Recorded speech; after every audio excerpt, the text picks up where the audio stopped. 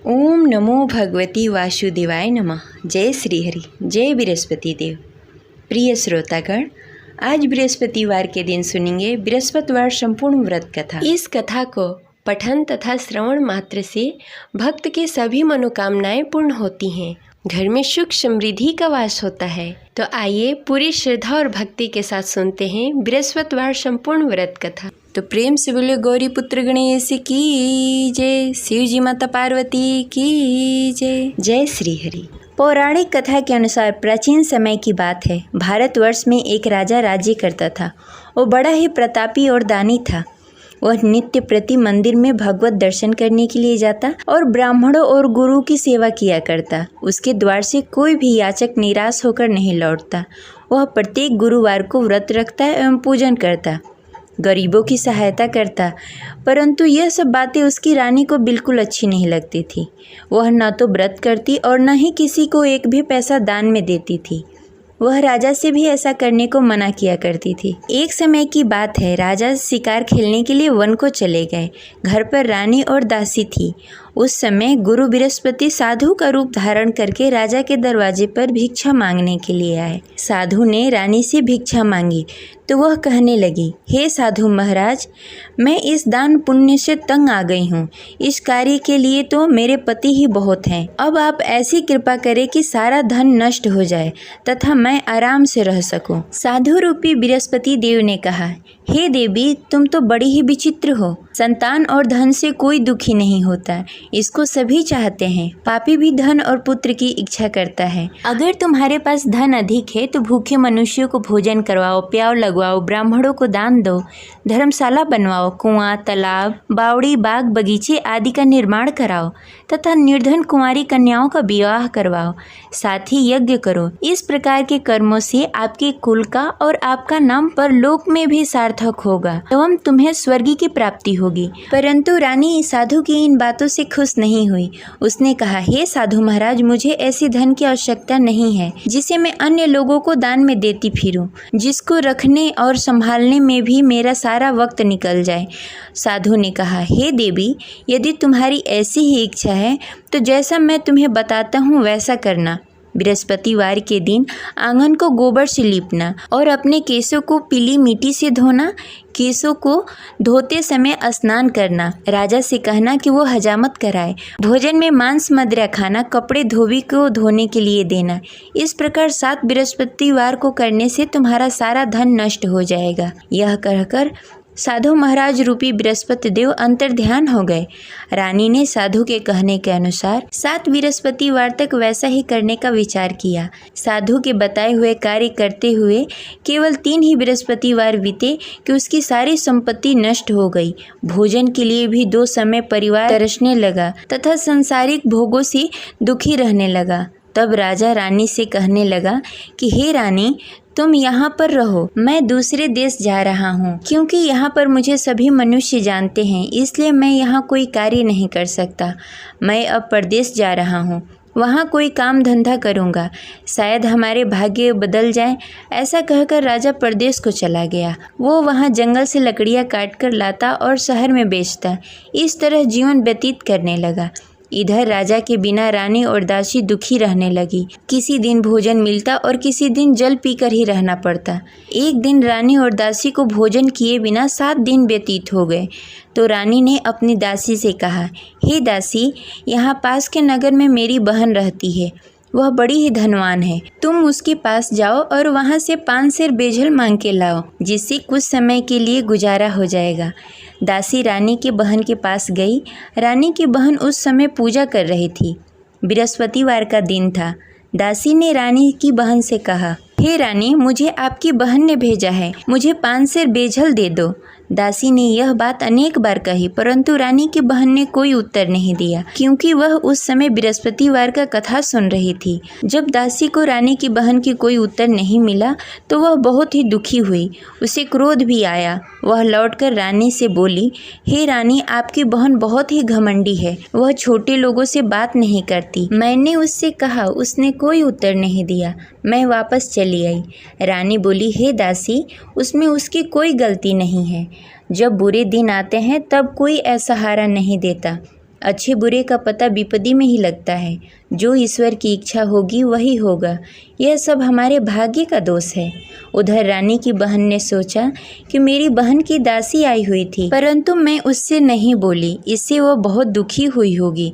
अतः कथा सुन बृहस्पति भगवान का पूजन समाप्त करके अपनी बहन के घर गई और कहने लगी, हे बहन, मैं बृहस्पतिवार का व्रत कर रही थी। तुम्हारी दासी हमारे घर आई थी, परंतु जब तक हम कथा सुनते हैं तब तक हम लोग न उठते हैं और न किसी से बातें करते हैं, इसलिए मैं नहीं बोली। कहो दासी क्यों गई थी?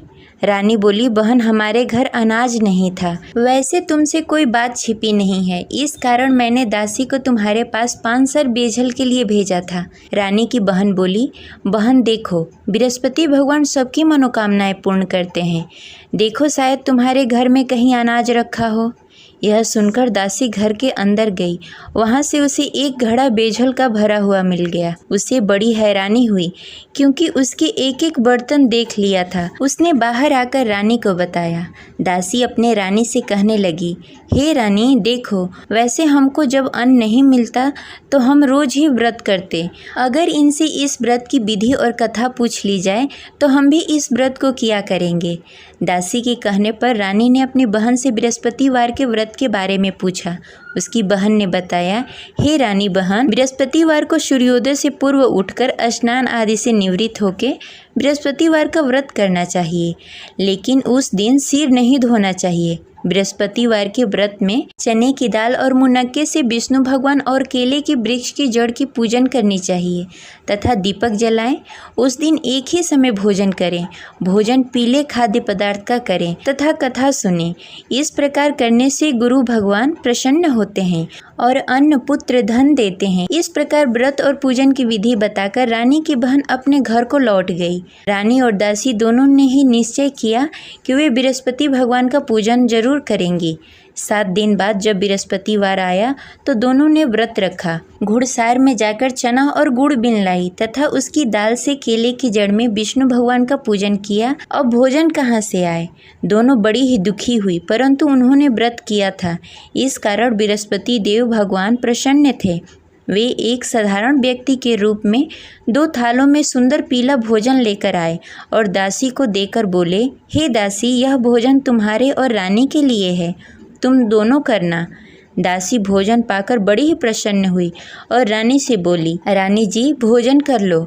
रानी को भोजन आने के बारे में कुछ पता नहीं था, इसलिए वह दासी से बोली, जा तू ही भोजन कर ले, क्योंकि तू हमारी व्यर्थ में हंसी उड़ाती है। दासी बोली, एक व्यक्ति अभी भोजन देकर गए हैं। रानी कहने लगी, वह भोजन तेरे लिए दे गए होंगे, तू ही भोजन कर ले। दासी ने कहा, वह व्यक्ति हम दोनों के लिए भोजन की थाली लेकर आए हैं, इसलिए मैं और आप दोनों ही साथ भोजन करेंगी।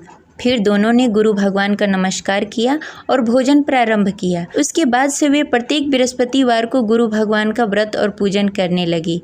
बृहस्पति भगवान की कृपा से उसके पास धन हो गया, परंतु रानी फिर पहले की तरह आलस्य करने लगी।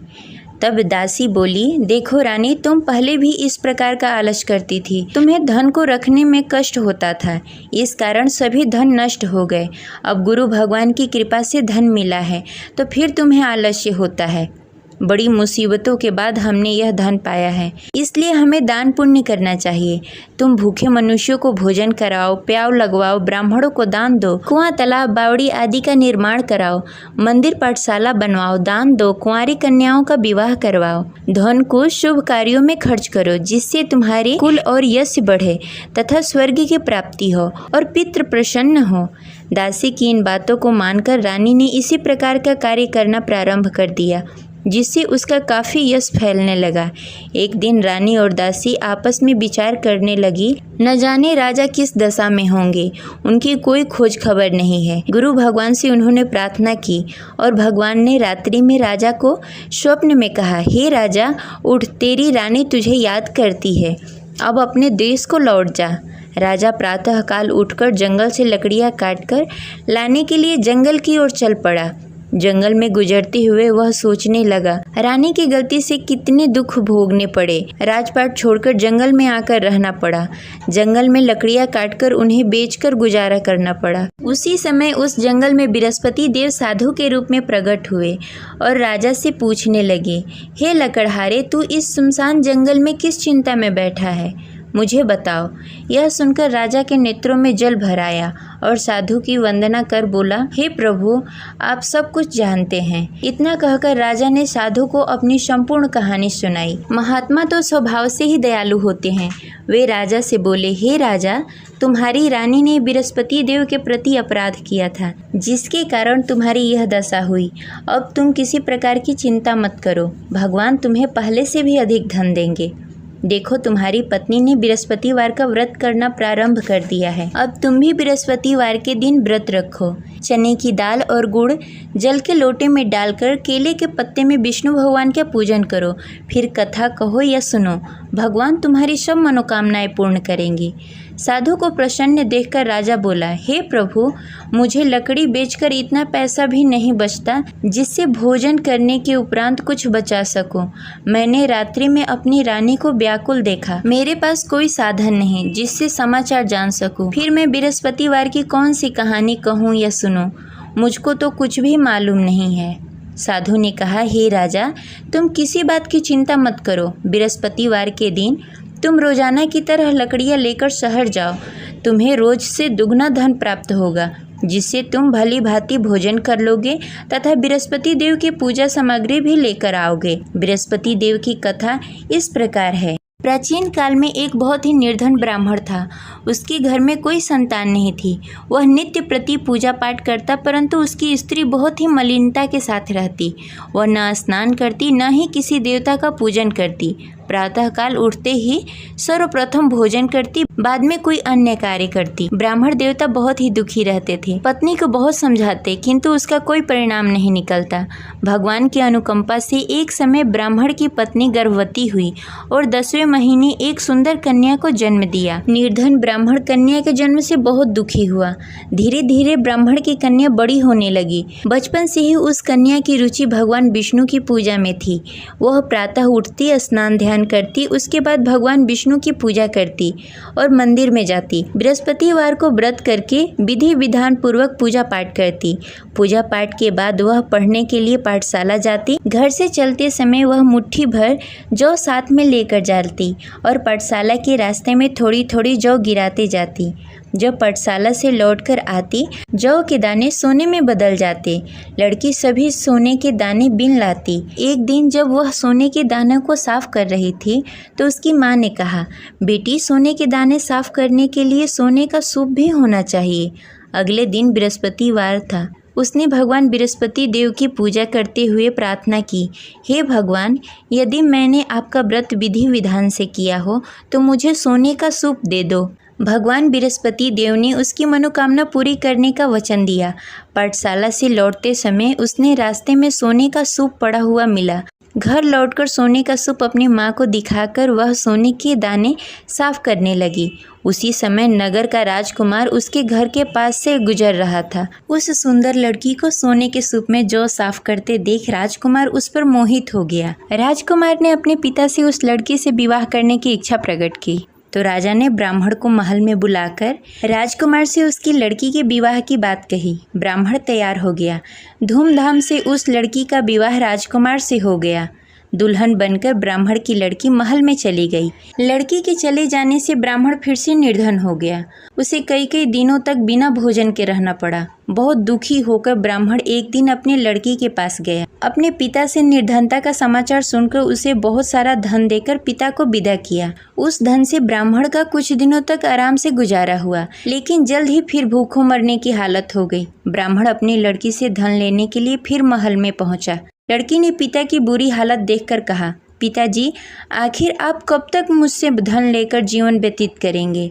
आप कोई ऐसा उपाय क्यों नहीं करते जिससे आपका घर धन धान से भर जाए? ब्राह्मण ने कहा, मैंने तेरी माँ को बहुत समझाने की कोशिश की, पर उसकी समझ में कुछ नहीं आता। उसकी फुहारता नष्ट हो तब तो घर की निर्धनता दूर हो। तब कुछ सोचकर लड़की ने पिता से कहा, पिताजी, आप कुछ दिनों के लिए माँ को मेरे पास छोड़ जाओ। तब कुछ सोचकर ब्राह्मण ने पत्नी को लड़की के पास महल में छोड़ दिया। लड़की ने अपनी माँ से कहा, माँ, तुम कल प्रातः उठकर स्नान आदि करके भगवान विष्णु की पूजा करना। पूजा करने से तुम्हारी निर्धनता अवश्य दूर हो जाएगी। लेकिन उसकी माँ ने उसकी कोई बात नहीं मानी। तब क्रोधित होकर लड़की ने अपनी माँ को एक कक्ष में बंद कर दिया। सूर्योदय के समय माँ को उठाकर जबरदस्ती उसे स्नान आदि करवाया। फिर मंदिर में ले जाकर भगवान बृहस्पति देव की पूजा करवाई। कुछ दिनों तक ऐसा करने से माँ की बुद्धि में कुछ परिवर्तन हुआ और वह स्वयं बृहस्पतिवार का व्रत रखने लगी। उसके व्रत करने से ब्राह्मण के घर की निर्धनता दूर हो गई और भगवान विष्णु की अनुकंपा हुई और दोनों पति पत्नी धन संपत्ति पाकर आनंद पूर्वक जीवन व्यतीत करते हुए विष्णु धाम को चले गए। लकड़हारा बने राजा ने उस साधु से भगवान विष्णु देव की यह कथा सुनकर बृहस्पतिवार का व्रत करना शुरू कर दिया और भगवान विष्णु की पूजा करने लगा। उस दिन से उसके सभी क्लेश दूर हो गए। लेकिन अगले बृहस्पतिवार को कामकाज में अधिक व्यस्त होने के कारण उसने भगवान बृहस्पति देव का व्रत नहीं किया। भगवान बृहस्पति देव लकड़हारे से क्रोधित हो गए और उसे भूल की सजा दी। उस दिन नगर के राजा ने नगर में घोषणा करके सबको सूचित किया कि प्रत्येक नागरिक मेरे महल में भोजन करने आए। जो नहीं आएगा उसे अपराधी मानकर भारी दंड दिया जाएगा। लकड़हारा बने राजा ने उस नगर के राजा की घोषणा तो सुनी, लेकिन जंगल से लकड़ी काटकर लाने और उसे बेचने में देरी हो जाने के कारण वह समय पर महल में भोजन करने नहीं पहुंच सका। अतः राजा के सैनिक लकड़हारे को पकड़कर महल में ले गए। राजा ने उसे महल के एक कक्ष में बैठाकर भोजन कराया। उस कक्ष में एक खुट्टी पर रानी का सोने का हार लटका हुआ था। लकड़हारा अकेला उस कक्ष में भोजन कर रहा था। तभी उसने एक आश्चर्यजनक घटना देखी। देखते ही देखते वह खुट्टी हार को निगल गई। थोड़ी देर बाद जब राजा ने हार को गायब देखा तो लकड़हारे को कारावास में डाल दिया। लकड़हारा मन ही मन अपने भाग्य को कोसने लगा। तभी उसे जंगल में मिले साधु का स्मरण हुआ।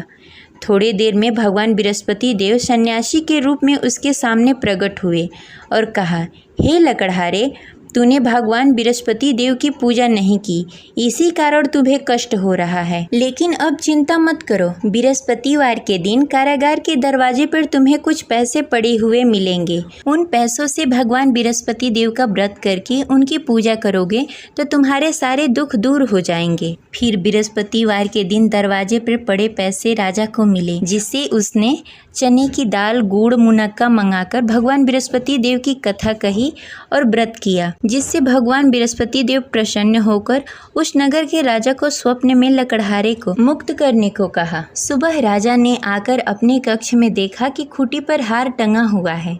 राजा ने लकड़हारे को मुक्त कर दिया, उसे धन और आभूषण देकर विदा किया।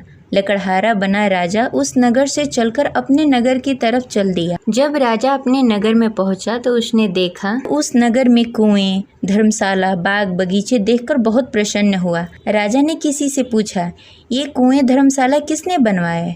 सबने उसे बताया कि ये सब रानी और दासी ने बनवाए हैं। राजा जब महल में पहुंचे तो रानी ने उनका भव्य स्वागत किया। तब राजा ने निश्चय किया कि सप्ताह में एक बार तो सभी बृहस्पतिवार का व्रत तथा पूजन कर सकते हैं, परंतु मैं प्रतिदिन व्रत किया करूँगा तथा दिन में 3 बार कथा कहूँगा। अब राजा हर समय दुपट्टे में चने की दाल बांधकर रखते तथा दिन में 3 बार बृहस्पतिवार का कथा कहते। कुछ दिनों के बाद राजा को अपनी बहन की याद आई। एक दिन घोड़े पर सवार होकर राजा अपनी बहन से मिलने के लिए चल दिया। अभी राजा नगर के बाहर ही पहुंचा था कि उसने देखा कि कुछ लोग एक 100 को ले जा रहे हैं। राजा को स्मरण हुआ कि आज उसने किसी को बृहस्पतिवार का व्रत कथा नहीं सुनाया। राजा ने उन लोगों से रोककर कहा, भाइयों, आप 100 ले जाने से पहले मुझसे बृहस्पतिवार का कथा सुन लो। लोगों ने राजा पर क्रोधित होते हुए कहा, तुम पागल तो नहीं हो?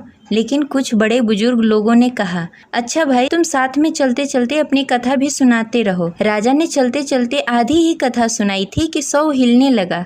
राजा की पूरी कथा समाप्त होते ही सब उठकर बैठ गया। लोगों ने हैरानी से दांतों तले उंगली दबाई और अगले बृहस्पतिवार को भगवान बृहस्पति देव का व्रत करने व कथा सुनने का निश्चय कर लिया। अब घोड़े पर सवार होकर राजा चलते हुए एक किसान के पास पहुंचा। किसान अपने खेत में हल चला रहा था।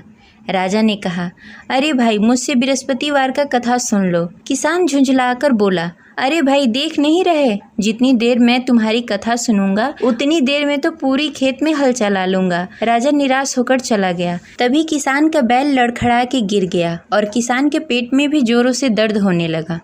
जब उसकी पत्नी वहां आई तब उसने पूछा कि क्या हुआ। किसान ने घुड़सवार की पूरी कहानी सुनाई कि पत्नी दौड़ती हुई राजा के पास पहुंची और हाथ जोड़कर बोली, भैया, मैं तुम्हारी कथा सुनने के लिए तैयार हूँ। राजा ने उसके साथ खेत पर पहुंचकर बृहस्पतिवार की कथा सुनाई।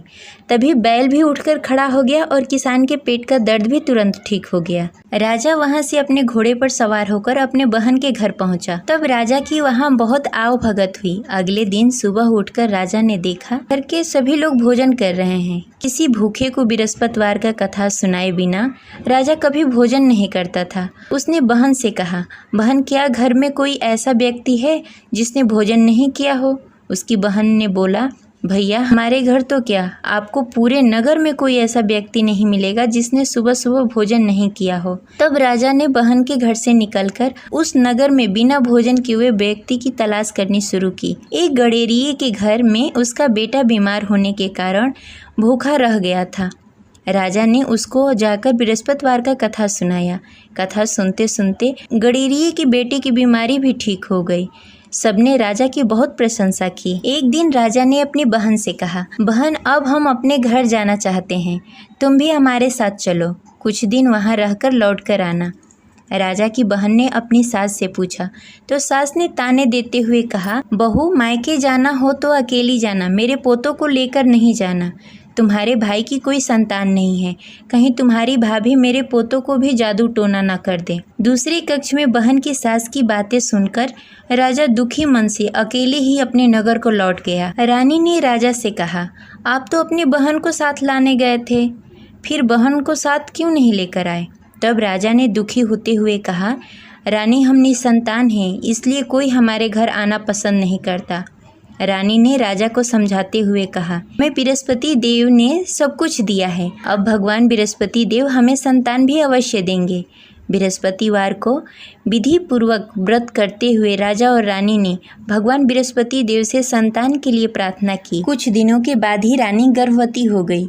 10वें महीने रानी ने एक सुंदर बालक को जन्म दिया। राजा रानी जीवन पर्यंत बृहस्पतिवार का व्रत करते रहे। उनके घर में धन धान्य की वर्षा होती रही। इस तरह अनंत पूरक जीवन यापन करते हुए राजा रानी भगवान बृहस्पति देव की अनुकंपा से मोक्ष को प्राप्त हो गए। बृहस्पतिवार को विधि पूर्वक व्रत करके जो स्त्री पुरुष भगवान विष्णु की पूजा करते हैं उनकी सभी मनोकामनाएं पूर्ण होती है। जय बृहस्पति देव। अब सुनेंगे बृहस्पति देव की आरती। ओम जय बृहस्पति देवा, ओम जय बृहस्पति देवा, छिन छिन भोग लगाऊं कदली फल मेवा। ओम जय बृहस्पति देवा, तुम पूर्ण परमात्मा, तुम अंतर्यामी, जगत पिता जगदीश्वर, तुम सबके स्वामी। ओम जय बृहस्पति देवा, चरणामृत निज निर्मल, सब पातक हरता, सकल मनोरथ दायक, कृपा करो भरता। ओम जय बृहस्पति देवा, तन मन धन अर्पण कर, जो जन शरण पड़े, प्रभु प्रगट तब हो कर, आकर द्वार खड़े। ओम जय बृहस्पति देवा, दीन दयाल दयानिधि, भक्तन हितकारी, पाप दोष सब हरता, भव बंधन हारी। ओम जय विरस्पति देवा। सकल मनोरथ दायक सब संशय हारी। विषय विकार मिटाओ संतन सुखकारी। ओम जय विरस्पति देवा। जो कोई आरती तेरी प्रेम सहित गावे। ज्येष्ठानंद आनंद कर सो निश्चय पावे। ओम जय विरस्पति देवा। प्रभु जय विरस्पति देवा। जय विरस्पति देव।